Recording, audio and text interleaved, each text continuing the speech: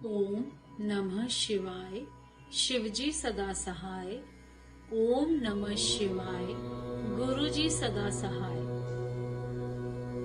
बंधन और मोक्ष का विवेचन, शिव पूजा का उपदेश, लिंग आदि में शिव पूजन का विधान, भस्म के स्वरूप का निरूपण और महत्त्व, शिव एवं गुरु शब्द की व्युत्पत्ति तथा शिव के भस्म धारण का रहस्य। ऋषि बोले, सर्वज्ञों में श्रेष्ठ सूत जी, बंधन और मोक्ष का स्वरूप क्या है, ये हमें बताइए। सूजी ने कहा, महर्षियों, मैं बंधन और मोक्ष का स्वरूप तथा मोक्ष के उपाय का वर्णन करूंगा। तुम लोग आदर पूर्वक सुनो। जो प्रकृति आदि 8 बंधनों से बंधा हुआ है, वह जीव बद्ध कहलाता है, और जो उन 8 बंधनों से छूटा हुआ है, उसे मुक्त कहते हैं। प्रकृति आदि को वश में कर लेना मोक्ष कहलाता है। बंधन आगंतुक है और मोक्ष स्वतः सिद्ध है। बद्ध जीव जब बंधन से मुक्त हो जाता है, तब उसे मुक्त जीव कहते हैं। प्रकृति, बुद्धि, त्रिगुणात्मक अहंकार और 5 तन्मात्राएं, इन्हें ज्ञानी पुरुष प्रकृति याद्य अष्टक मानते हैं। प्रकृति आदि 8 तत्वों के समूह से देह की उत्पत्ति हुई है। देह से कर्म उत्पन्न होता है और फिर कर्म से नूतन देह की उत्पत्ति होती है। इस प्रकार बारंबार जन्म और कर्म होते रहते हैं। शरीर को स्थूल, सूक्ष्म और कारण के भेद से 3 प्रकार का जानना चाहिए। स्थूल शरीर व्यापार कराने वाला, सूक्ष्म शरीर इंद्रिय भोग प्रदान करने वाला तथा कारण शरीर आत्मा आनंद की अनुभूति कराने वाला कहा गया है। जीव को उसके प्रारब्ध कर्मानुसार सुख दुख प्राप्त होते हैं। वह अपने पुण्य कर्मों के फल स्वरूप सुख और पाप कर्मों के फल स्वरूप दुख का उपभोग करता है। अतः कर्म पाश से बंधा हुआ जीव अपने त्रिविध शरीर से होने वाले शुभाशुभ कर्मों द्वारा सदा चक्र की भांति बारंबार घुमाया जाता है। इस चक्रवत भ्रमण की निवृत्ति के लिए चक्रकर्ता का स्तवन एवं आराधन करना चाहिए। प्रकृति आदि जो 8 पाश बतलाए गए हैं, उनका समुदाय ही महाचक्र है, और जो प्रकृति से परे है, वे परमात्मा शिव है। भगवान महेश्वर ही प्रकृति आदि महाचक्र के कर्ता है, क्योंकि वे प्रकृति से परे हैं। जैसे बकायन नामक वृक्ष का थाला जल को पीता और उगलता है, उसी प्रकार शिव प्रकृति आदि को अपने वश में करके उस पर शासन करते हैं। उन्होंने सबको वश में कर लिया है, इसीलिए वे शिव कहे गए हैं। शिव ही सर्वज्ञ, परिपूर्ण तथा निस्पृह है। सर्वज्ञता, तृप्ति, अनादि, बोध, स्वतंत्रता, नित्य अलूपत, शक्ति से संयुक्त होना और अपने भीतर अनंत शक्तियों को धारण करना। महेश्वर के इन 6 प्रकार के मानसिक ऐश्वर्यों को केवल वेद जानता है। अतः भगवान शिव के अनुग्रह से ही प्रकृति आदि 8 तत्वों वश में होते हैं। भगवान शिव का कृपा प्रसाद प्राप्त करने के लिए उन्हीं का पूजन करना चाहिए। यदि कहे शिव तो परिपूर्ण है, निस्पृह है, उनकी पूजा कैसे हो सकती है, तो इसका उत्तर यह है कि भगवान शिव के उद्देश्य से उनकी प्रसन्नता के लिए किया हुआ सत्कर्म उनके कृपा प्रसाद को प्राप्त कराने वाला होता है। शिवलिंग में, शिव की प्रतिमा में तथा शिव भक्त जनों में शिव की भावना करके उनकी प्रसन्नता के लिए पूजा करनी चाहिए। वह पूजन शरीर से, मन से, वाणी से और धन से भी किया जा सकता है। उस पूजा से महेश्वर शिव जो प्रकृति से परे हैं, पूज कर पर विशेष कृपा करते हैं और उनका वह कृपा प्रसाद सत्य होता है। शिव की कृपा से कर्म आदि सभी बंधन अपने वश में हो जाते हैं। कर्म से लेकर प्रकृति पर्यंत सब कुछ जब वश में हो जाता है तब वह जीव मुक्त कहलाता है और स्वात्माराम रूप से विराजमान होता है। परमेश्वर शिव की कृपा से जब कर्म जनित शरीर अपने वश में हो जाता है तब भगवान शिव के लोक में निवास का सौभाग्य प्राप्त होता है। इसी को श्लोक्य मुक्ति कहते हैं। जब तन्मात्राएं वश में हो जाती हैं तब जीव जगदम्बिका सहित शिव का समीप्य प्राप्त कर लेता है। यह समीप्य मुक्ति है। उसके आयुध आदि और क्रिया आदि सब कुछ भगवान शिव के समान हो जाते हैं। भगवान का महाप्रसाद प्राप्त होने पर बुद्धि भी वश में हो जाती है। बुद्धि प्रकृति का कार्य है, उसका वश में होना साष्टी मुक्ति कहा गया है। उन्हें भगवान का महान अनुग्रह प्राप्त होने पर प्रकृति वश में हो जाएगी। उस समय भगवान शिव का मानसिक ऐश्वर्य बिना यत्न के ही प्राप्त हो जाएगा। सर्वज्ञता और तृप्ति आदि जो शिव के ऐश्वर्य हैं, उन्हें पाकर मुक्त पुरुष अपने आत्मा में ही विराजमान होता है। वेद और शास्त्रों में विश्वास रखने वाले विद्वान पुरुष इसी को सायुज्य मुक्त कहते हैं। इस प्रकार लिंग आदि में शिव की पूजा करने से क्रमश मुक्ति स्वतः प्राप्त हो जाती है। इसीलिए शिव का कृपा प्रसाद प्राप्त करने के लिए तत्व संबंधी क्रिया आदि के द्वारा उन्हीं का पूजन करना चाहिए। शिव क्रिया, शिव तप, शिव मंत्र तप जप, शिव ज्ञान और शिव ध्यान के लिए सदा उत्तरोत्तर अभ्यास बढ़ाना चाहिए। प्रतिदिन प्रातः काल से रात को सोते समय तक और जन्म काल से लेकर मृत्यु पर्यंत सारा समय भगवान शिव के चिंतन में ही बिताना चाहिए।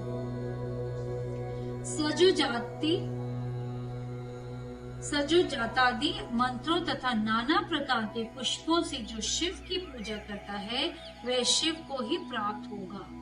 ऋषि बोले, उत्तम व्रत का पालन करने वाले सूजी लिंग आदि में शिव जी की पूजा का क्या विधान है, ये हमें बताइए। सूजी ने कहा, द्विजो, मैं लिंगों के क्रम का यथावत वर्णन कर रहा हूँ, तुम सब लोग सुनो। वह प्रणव ही समस्त अभीष्ट वस्तुओं को देने वाला प्रथम लिंग है। उसे सूक्ष्म प्रणव रूप समझो। सूक्ष्म लिंग निष्कल होता है और स्थूल लिंग सकल। पंचाक्षर मंत्र को ही स्थूल लिंग कहते हैं। उन दोनों प्रकार के लिंगों का पूजन तप कहलाता है। वे दोनों ही लिंग साक्षात मोक्ष देने वाले हैं। पौरुष लिंग और प्राकृतिक लिंग के रूप में बहुत से लिंग हैं। उन्हें भगवान शिव ही विस्तार पूर्वक बता सकते हैं, दूसरा कोई नहीं जानता। पृथ्वी के विकार भूत जो लिंग ज्ञात हैं, उनको मैं तुम्हें बता रहा हूँ। उनमें स्वयं भूलिंग प्रथम है, दूसरा बिंदु लिंग, तीसरा प्रतिष्ठित लिंग, चौथा चर लिंग और पांचवा गुरु लिंग है। देव ऋषियों की तपस्या से संतुष्ट हो उनके समीप प्रकट होने के लिए पृथ्वी के अंतर्गत बीज रूप से व्यापक हुआ भगवान शिव वृक्ष के अंकुर की भांति भूमि को भेद कर नाद लिंग के रूप में व्यक्त हो जाते हैं। वे स्वतः व्यक्त हुए शिव ही स्वयं प्रकट होने के कारण स्वयंभू नाम धारण करते हैं। ज्ञानी जन उन्हें स्वयंभू लिंग के रूप में जानते हैं। उस स्वयंभू लिंग की पूजा से उपासक का ज्ञान स्वयं ही बढ़ने लगता है। सोने, चांदी आदि के पत्र पर, भूमि पर अथवा वेदी पर अपने हाथ से लिखित जो शुद्ध प्रणव मंत्र रूप लिंग है, उसमें तथा मंत्र लिंग का आलेखन करके उसमें भगवान शिव की प्रतिष्ठा और आह्वान करें। ऐसा बिंदु नादमय लिंग स्थावर और जगन दोनों ही प्रकार का होता है। इसमें शिव का दर्शन भावनामय ही है, ऐसा निसंदेह कहा जा सकता है। जिसको जहाँ भगवान शंकर के प्रकट होने का विश्वास हो, उसके लिए वही प्रकट होकर वे अभीष्ट फल प्रदान करते हैं। अपने हाथ से लिखे हुए यंत्र में अथवा अकृत्रिम स्थावर आदि में भगवान शिव का आह्वान करके 16 उपचारों से उनकी पूजा करें। ऐसा करने से साधक स्वयं ही ऐश्वर्य को प्राप्त कर लेता है और इस साधन के अभ्यास से उसको ज्ञान भी होता है। देवताओं और ऋषियों ने आत्म सिद्धि के लिए अपने हाथ से वैदिक मंत्रों के उच्चारण पूर्वक शुद्ध मंडल में शुद्ध भावनाओं द्वारा जिस उत्तम शिवलिंग की स्थापना की है, उसे पौरुष लिंग कहते हैं तथा वही प्रतिष्ठित लिंग कहलाता है। उस लिंग की पूजा करने से सदा पौरुष ऐश्वर्य की प्राप्ति होती है। महान ब्राह्मण और महाधनी राजा किसी कारीगर से शिवलिंग का निर्माण कराकर जो मंत्र पूर्वक उसकी स्थापना करते हैं, उनके द्वारा स्थापित हुआ वह लिंग भी प्रतिष्ठित लिंग कहलाता है, किंतु वह प्राकृत लिंग है, इसीलिए प्राकृत ऐश्वर्य भोग को ही देने वाला होता है।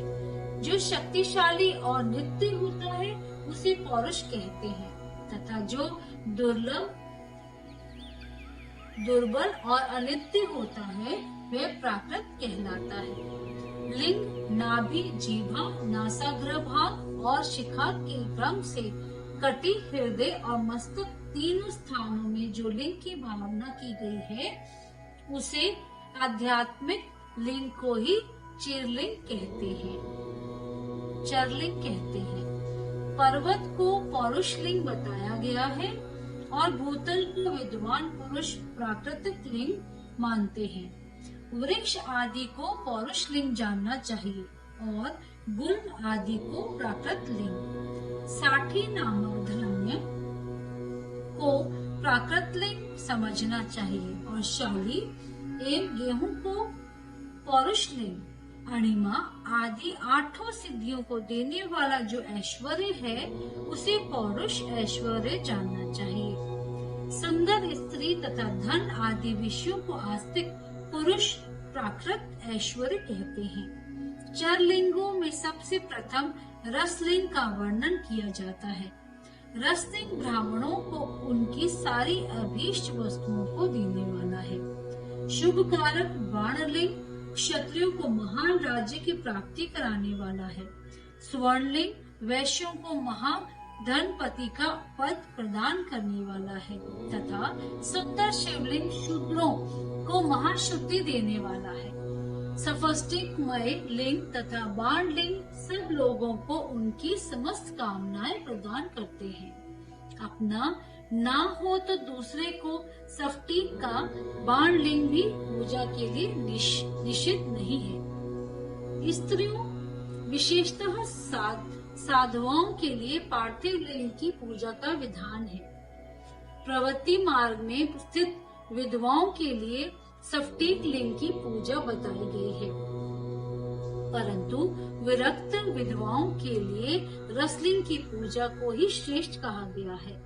उत्तम व्रत का पालन करने वाले महर्षियों बचपन में, जवानी में और बुढ़ापे में भी शुद्ध सफ्टिकमय शिवलिंग का पूजन स्त्रियों को समस्त भोग प्रदान करने वाला है।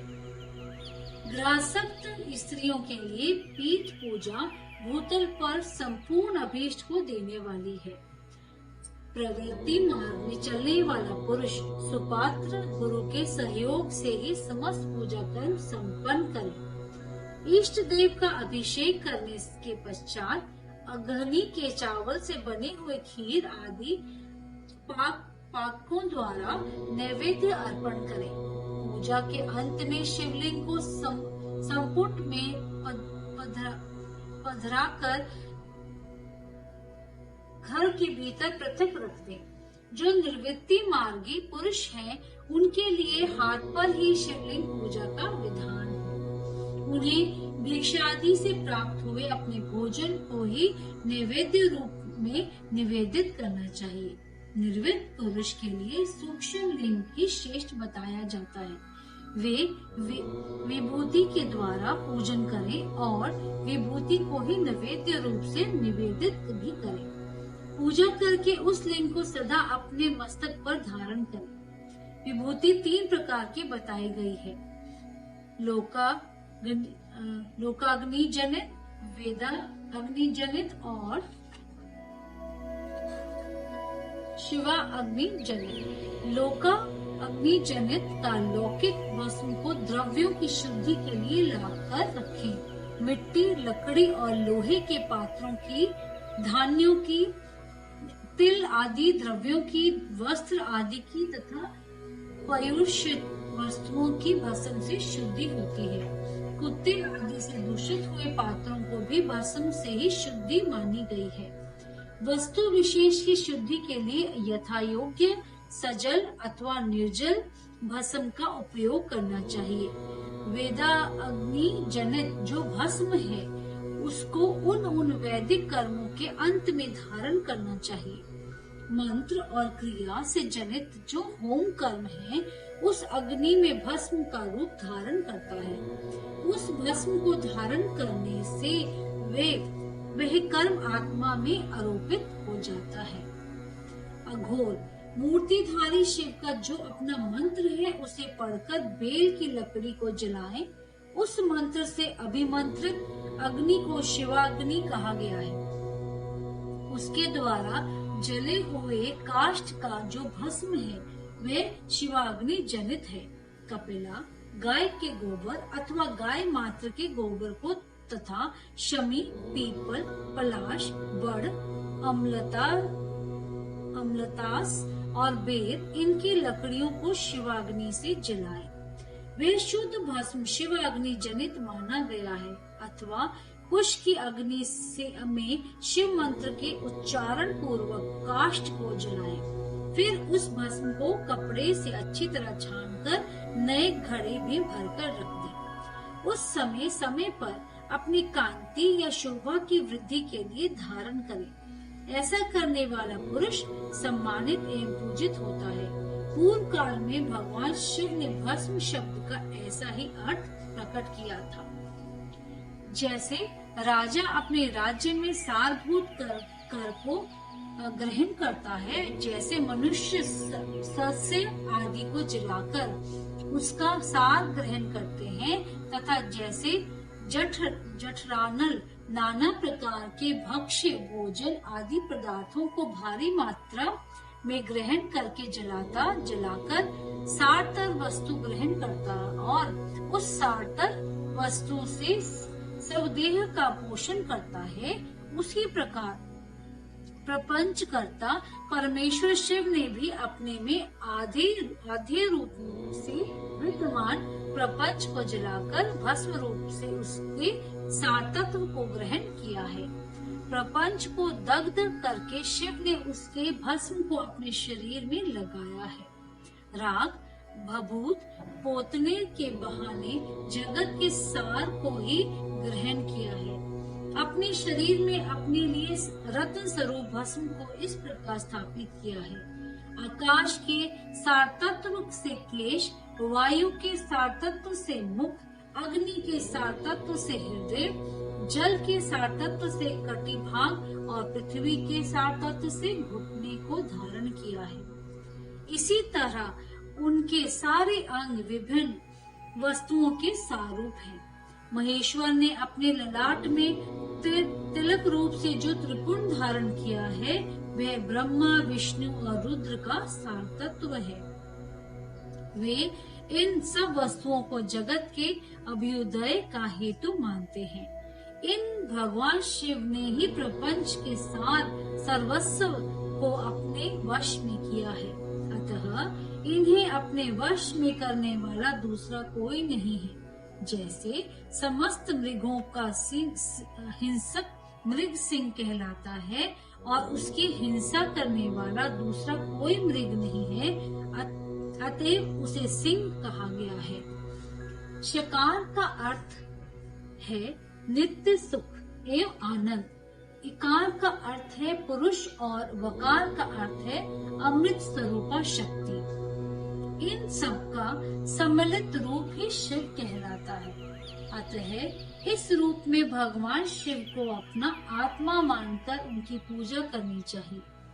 अतः पहले अपने अंगों में भस्म मले, फिर ललाट में उत्तम त्रिपुण धारण करें। पूजा काल में सजल भस्म का उपयोग होता है और द्रव्य शुद्धि के लिए निर्जल भस्म का।